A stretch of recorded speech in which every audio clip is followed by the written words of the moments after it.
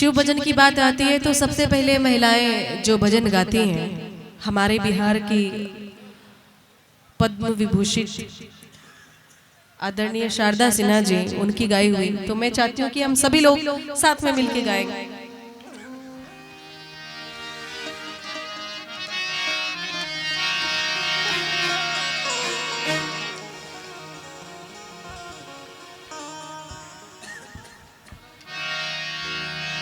हरि मानत नहीं शिव मानत नहीं, शिव मानत नहीं,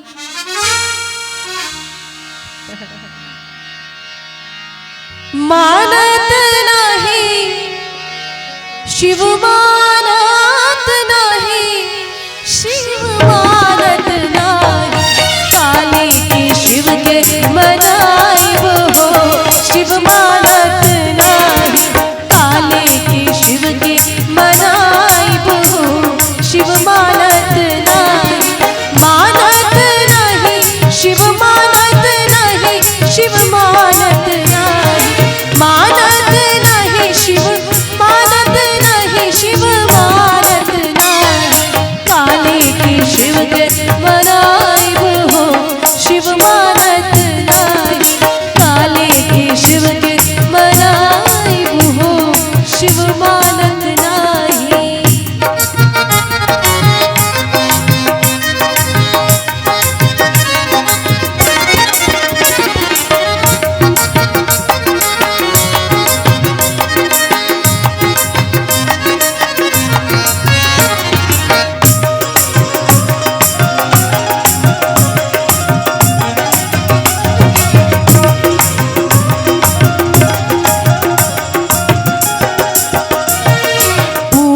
कचौड़ी शिव के मन हो न भावे,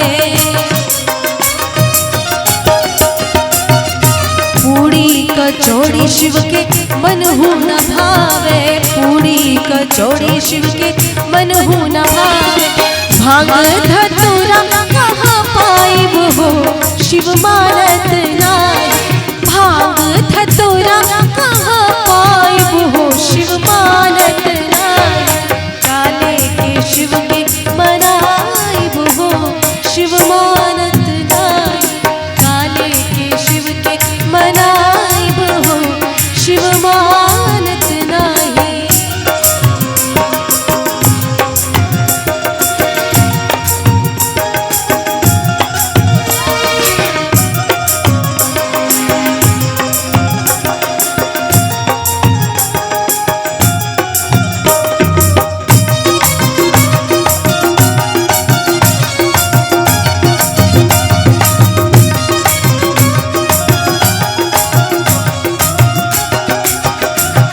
साला दो साला शिव के मन हो न भावे,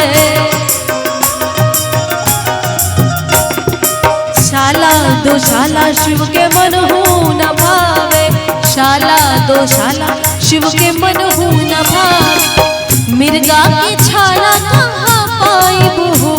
शिव मानत नहीं, मिर्गा की छाला कहाँ पाई वो शिव मानत नहीं, काले के शिव के मनाई वो शिव मानत नहीं, काले के शिव के मनाई वो शिव मानत नहीं।